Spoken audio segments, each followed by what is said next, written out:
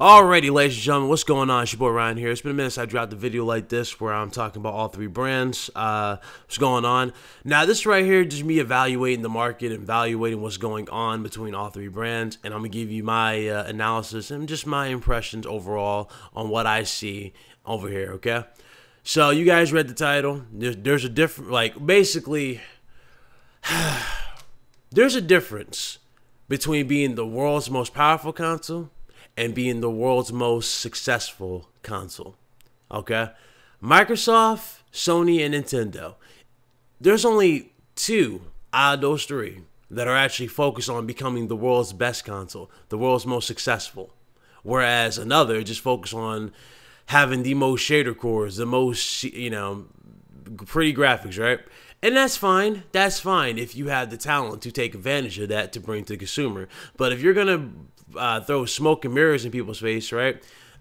And talk about games looking the best on your platform and everything else, then that's kind of weird because, number one, who cares? Nobody's going to buy this console just for multiplats, no. Not especially not in 2017. Yeah, of course you're gonna have some retard who believes in who tries to use this casual story. I hate to break it to you morons that don't know nothing about gaming. You know, the ones that like to use racial insults and all that. But casuals want the best third party as well as the best first party, and that goes as well as hardcore. Hardcore gamers especially want the best third party as well as third party. So what Microsoft is offering, yes, they're offering great third party, which is great. They established themselves very well with third party. Same with Sony, they offer great third party, but thing is, they lack the first party. They lack their own identity. So it is what it is with the Xbox camp. But let's go ahead and remove Microsoft from the picture. It ain't even about Microsoft. Microsoft is irrelevant. Yes, I said it, goons. They're irrelevant, okay? Okay? I don't care what any of you morons have to say. And as far as Crap Gamer sending his little goons to my comment section, yeah, how's that working out for you guys? How's it working out for you? A lot of you just getting crumbed as soon as I see you. It is what it is. But let's go ahead and talk about, Sony, Nintendo. Nintendo, I'm going to go ahead and hit Nintendo with probably one of the biggest spotlights because Nintendo has done an amazing job with the Switch. They have definitely resurrected their whole their faith for the most part, it seemed like, in gamers. They resurrected it. When you look at the Wii U had a lot of potential. Cool looking console, but it was badly executed. The fact that you had to look up and down all the time on the games wasn't really that good. Now, my nieces have the Wii U. They use it all the time for like Netflix. They love the portable aspect because they can, watch Netflix while they're going to sleep in bed. And so they like that part of it. But that's pretty much it for the Wii U. The Wii U has some good first party, had great first party. Nintendo's always delivered with the first party. Nintendo has always been amazing with the first party. Thing also about Nintendo is Nintendo just, I don't know, Nintendo just gets it, if that makes sense. They just get it. They understand what they got to do to entice people to buy the game. They know what they got to do, okay? Now, with the Wii U, they knew they messed up the Wii U, hence why you didn't get third-party support. Even though they talked about getting third-party gamers or third-party devs on board, let's be real here, the Wii U just couldn't handle third-party games at that time. The Wii U was significantly behind the PS3 and the 360, which was a joke at that time, specifically a joke, because last time I checked, how much RAM did that thing have to work with? Like a gig or something like that? Or something like that, and it was ridiculous. They didn't have enough RAM or something like that to get games to work on the Wii U. My memory's a little off on that one, but they didn't have enough RAM to run the games. They didn't have enough to run these third-party games, especially at the fidelity that third-party devs were aiming for. Now you look at this generation and how the PS4 and Xbox One and One X and Pro have taken gaming pretty much over in terms of hype. Here comes Nintendo out of left field with the Switch. The Switch is a revision Wii U done exactly the way the Wii U should have been done. And it's definitely a great way to for them to pay homage to Satoru Iwata. Even though Satoru Iwata passed away, his legacy lives on. They at least did something right. They did something right to honor the man. And that's good. I'm glad the Nintendo Switch has done great. I'm proud of the games that's coming to the Nintendo Switch. I am very proud of Nintendo. The fact that Super Mario Odyssey looks that amazing and it's not even 1080p, hey, that's beautiful. All these games look good. As far as the third-party supports go, you know, Nintendo's done great on that, you know, getting games on board. I'm glad to see that third-party games are actually selling on the Switch. That's another positive. Thank you guys so much for doing that. Nintendo dudes, thank you, because you need to support these games for them to keep coming. Hopefully LA Noire sells well, too, on the Switch. But with all these games coming to the Switch, right, and everything being announced, you know, every week they're going, oh yeah, 18 new games announced to the Switch.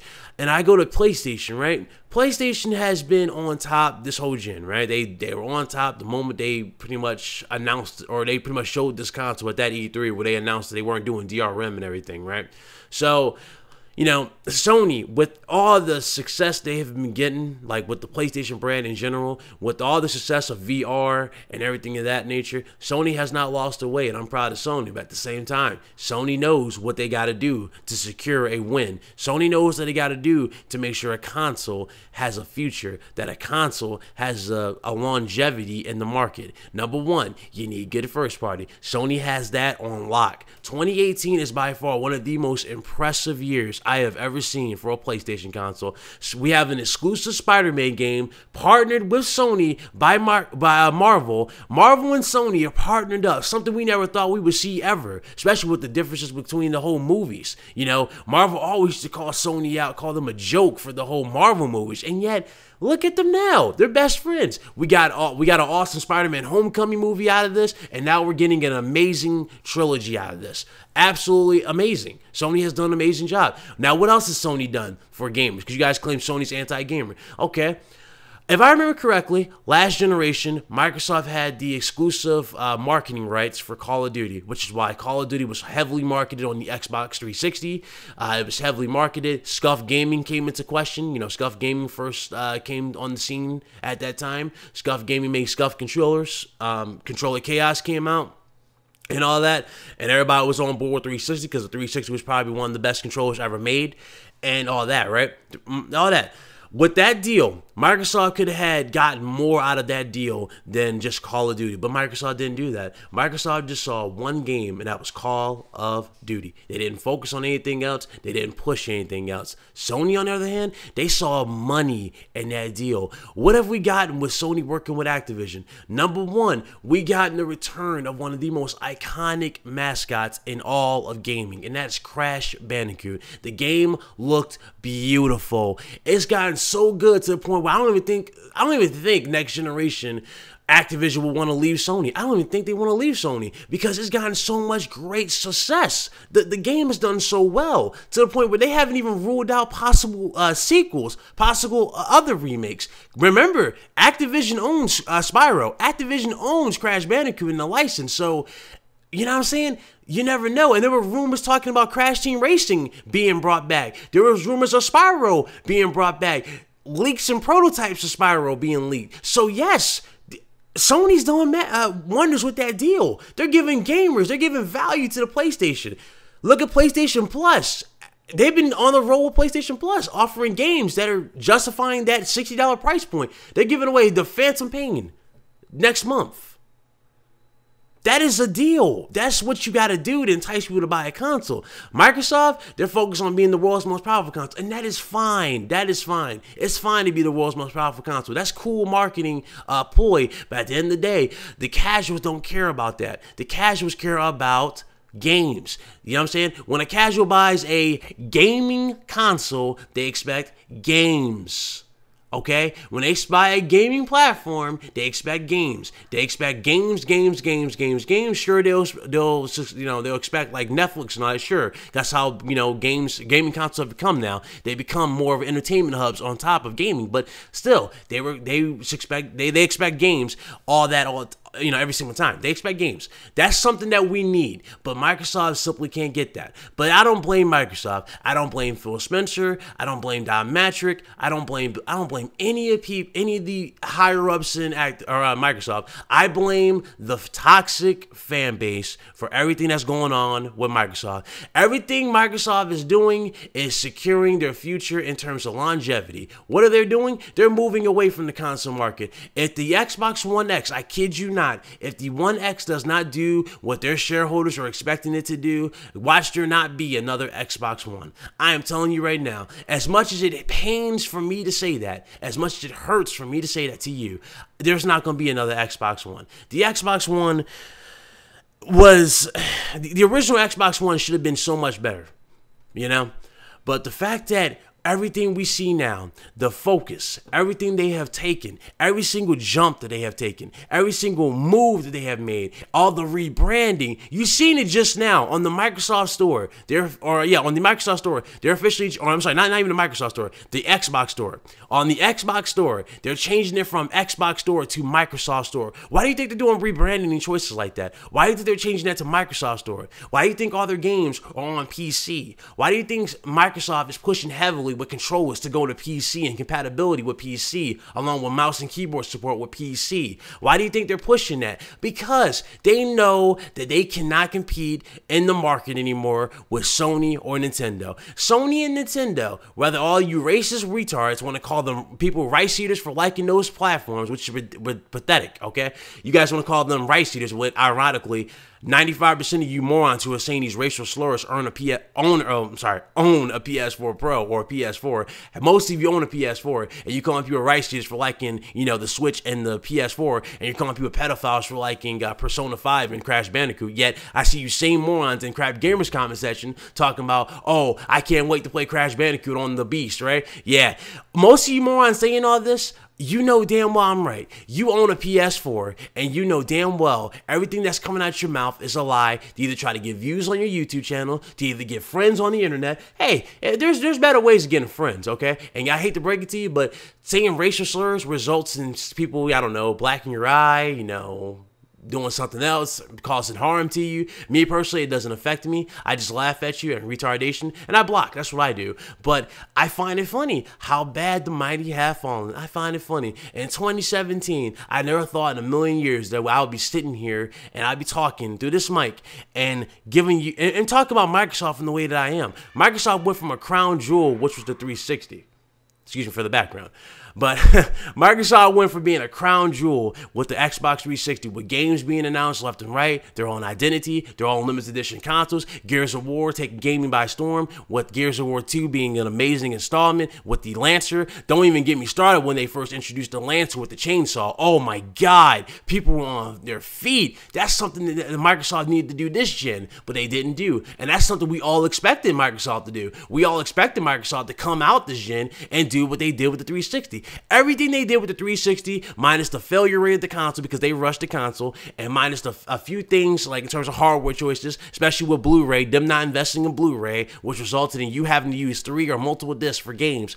Everything they did with the 360 for the most part was quote-unquote brilliant. They did it right. They did everything right. They were smart about it. They looked at everything. And on top of that, they weren't cocky. They were cautious. They knew what they had to do. They knew what steps they needed to take. PlayStation, Sony, That whole generation destroyed Sony. That generation brought Sony back to the brink, and it made them understand you cannot rely on power to win. You need more than just power. You need to appeal to the dreams and ambitions of those who buy your content, because you need not only third party, but you need first party. Sony delivered first party and third party last gen, sure, but their games, right, for the most part, especially at the beginning of the PS3's life cycle, it was not coming in. Those games took 3 years for us to get. We only got 2 games for the most part when the PS3 first came out, and that was Metal Gear Solid, The Guns of the Patriots, which was by far one of my all-time favorite games of all time. Great. And we had Resistance Fallen Man. I love that game too. That was a good game. We had both those 2 games. That was about it. Everything else we were getting garbage games like Lair. Lair had potential to be something good, but it was poorly executed, especially with the reliance solely on the motion controls. So Lair wasn't done that well. You had other games coming in that weren't really that great. So it was just like, I don't understand what was going on.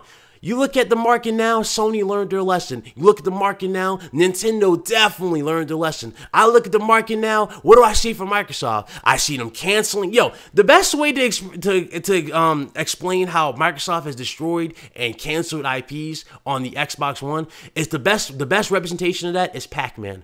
I kid you not.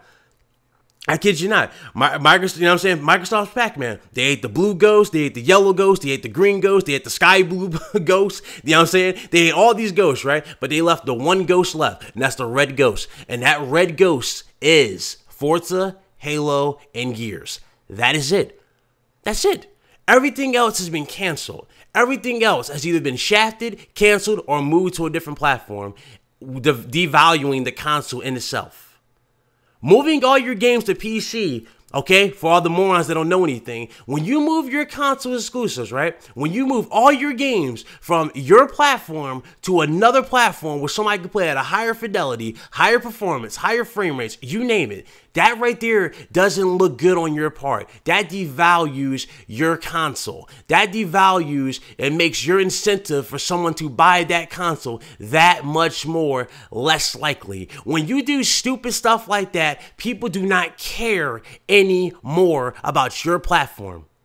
Do you understand me? When you do that, you do not have anything. And that's what hurts you in the long run. And hopefully you understand that, because that's something that I shouldn't even have to explain. That's something that we shouldn't even be talking about. We should all know that we need exclusive and third-party games. But of course, you're gonna have some retard that looks like a moron with his screenshot picture, looks like a mugshot that looks like in his 40s saying, "We got games. They're called third-party games." You know what I'm saying? Yeah. Retardation right there. Or you'll have some moron, with these fake accounts looking like they're females, with these fake accounts looking like they're George W. Bush, and things like that, saying, "Oh, we got this, that, and third." No, you don't. You're lying to the consumer. And following Crap Gamer, following Dealer, and all these dudes, and believing the lies that's coming out their mouth. What's even more telling, and what's even more funny, right? Dudes are saying D-Botch, right, is one of the realest dudes on YouTube. Yet, he lied right to your face saying that Assassin's Creed Origins at the 1080p 60 mode, and yet Ubisoft confirmed that, and they even called out D-Botch saying, yes, according to this YouTuber, D-Botch, he's saying that there's a 1080p 60 mode. I'm here to tell you that there is no mode that exists at this time. Completely destroyed the dude's credibility, but you guys followed that. See what I'm saying? It's okay if you like Xbox. You can like Xbox. I'm not saying you can't. But lying to people, lying to your teeth. Okay, every single day, lying through your teeth, screaming that we got the best multiplats, screaming that multiplats is all that matters, screaming that Sony is rice eaters and Nintendo is rice eaters, and games like Persona and Crash Bandicoot are for pedophiles, this, that, and the third. Yet you guys are hyped and screaming for Crash Bandicoot to come to your console. You know what I'm saying? It's crazy. And for all the retards trying to say I'm Crap Gamer 2.0, I'm not. I'm actually a realist, which is funny about me. I'm a realist. If you guys want a Crap Gamer of Sony in a way, I suggest you look at, I don't know, someone like J-Tech. I don't know, someone like, somewhere on that line, that weird side of YouTube. But that's pretty much it. I'm not like that. I'm just a realist. I'm telling you what I see. And that's what I've gotten here. So, if I didn't care about Microsoft, I didn't care about Sony or Nintendo, I would not be behind this mic, man. But that's just something that needs to be said. And that's pretty much the video. That's the video. Shout out to the winner. We announced the winner today. I'll have the video at the end of this so you guys will see the winner. Shout out to him. And make sure you send me your mailing address so I can send you the game. And that's it, man. I'm done. I don't know what else I can say at this point. You guys have a good one. Deuces.